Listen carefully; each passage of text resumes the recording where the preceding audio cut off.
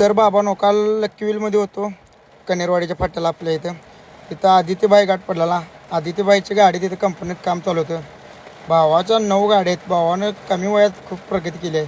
मस्तपैकी भावासंग फिरलो, चहा तीन प्यालो. रात्री काम होतं जरा बावड्यात गेलतो. सुम्या अंडाचा गाठ पडला.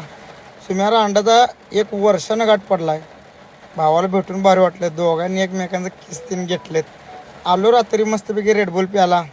की आपल्या आवीचं पान शॉप आपल्या उजगावचं मॅकडॉनल्ड्स आहे की नाही, मॅकडॉनल्ड्सच्या बरोबर बाजूला सरनोदवाडीत भावाचं शॉप आहे. तिथं भावा शॉपमध्ये गेलो, मस्तपैकी रेडबुल तीन घेतलं. भावाच्या इथं चायनीज तीन असं सगळं भेटते, त्यामुळे भावाला सपोर्ट करा. मस्तपैकी दुपारी म्हटलं आता केस कापून या, ट्रिपला जायचं होतं. आलो इथं शिरगावात आपल्या इथं फाट्यावर दादूसच्या दुकानात. तेव्हा दादूस आमचं कटिंग करायला बसलो बघा. मस्तपैकी कटिंग करायला चालू केलं. तर भावानं कसा वाटला लुक, प्रोफेशनलमध्ये असते तो इथं कटिंग. भावानं कसं दादूसने एकदम कटिंग असं टॉपमध्ये करते दादूस.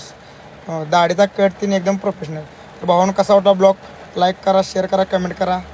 तर भावानं आज सकाळ सकाळी लोणावळ्याच्या घाटात होतो. असं वाटायला तर कुठं स्वर्गात आलो आहे काय. ढग काय रस्त्यावरच दिसायला लागलेलं. खतरनाक वातावरण झालं होतं. घाट उतरून आलो खाली. लावड्यासनी म्हणलं जरा चहा पिऊया. मस्तपैकी चहा तीन प्यालो. मुंबई पास करून आल्यानंतर नागराज भाऊ भेटला. नागराज भाऊनं काय लस्सी तीन घेऊन आलता. नागराज भाऊ म्हणला श्रावण चालू आहे त्यामुळं खांब्याचं काय नियोजन नाही, लस्सीच प्या आणि तुम्ही जावा म्हटला. मी म्हटलं थँक्यू बाबा, आभारी आहे तुझा. आलो बघा बडोद्याच्या एक्सप्रेस हायवेला, दिल्ली मुंबई हायवेला. गुंड्याला म्हटलं जरा हात साफ करून घे लावड्या बस म्हटलं. तर रांडाचा व्हिडिओमध्ये बघायला आला. पुढे बघ म्हटलं लावड्या म्हटलं. इकडे व्हिडिओमध्ये काय बघू नको म्हटलं रांड्याच्या. इसल्या झोपल्याला. सकाळी उठल्यानंतर उठल्यानंतर ना मस्तपैकी दही तिनं आणलं. खरडा भजी तीन होती. मस्तपैकी दही खरडा चपाती खाऊन दणका दिला. आपल्याला असंच जेवण लागते हो, नॅचरल जे काय ते गाडीतच बनवून खायचं. एक नंबर. अहमदाबादला आलो मस्तपैकी, ट्रॉफिक लागलेलं. तर अहमदाबादला आल्यानंतर ट्रॉफिकमध्ये आपल्याला एक भाऊ गाठ पडला. तो भाऊ गुजरातचा आहे. तो भाऊ पण आपल्याला ओळखायला लागले. गुजरातमध्ये पण आपली ओळख नाही. मला हे कळ नाही, ह्यासनी माझी भाषा कळते कुठनं काय हेच कळ नाही.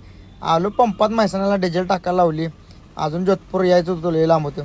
त्यावर म्हटलं डिझेल टाकून जावं. तर भावानं कसा वाटला ब्लॉग लाईक करा, शेअर करा, कमेंट करा.